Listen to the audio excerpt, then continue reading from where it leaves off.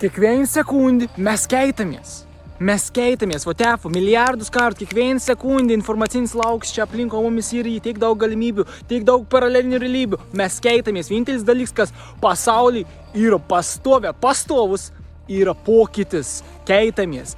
Tai dabar belekas, kas tavo gyvenime yra, kas dedas, kokias emocijas, kaip tu jautys vidau, gal tu jautys blogiau, gal tu jautys geriau, tai nėra visiškai svarbu, nes mes keitamės kiekvieną sekundę. Tai tu esi kūrėjas, tu gali pasirinkti, kaip tu nori jaustis. Tu pasirink, aš noriu jaustis dėkingas ir tu būni dėkingas. Ir automatiškai dėkingums tau pakel vibraciją, automatiškai dėkingums pakel tavo nuotaiką ir tavo aukštesnę būseną, katrai ir yra tavo tikroji būsena. Tai jeigu kas nors atitinka, kur tu nenorėjai, kad atsitiktų, kažkas įsimanifestuoja, kur tu nenorėjai, kad išsimanifestuotų, jeigu taip yra, žinok, kad tu gali pasirinkti kiekvieną sekundę.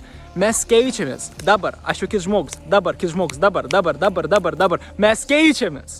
Taip veik šitas pasaulis, taip veik šitą realybę fizinę. Tai kas bebūtų tavo gyvenime, žinok, kad tu gali pasirinkti, kaip tu nori jaustis.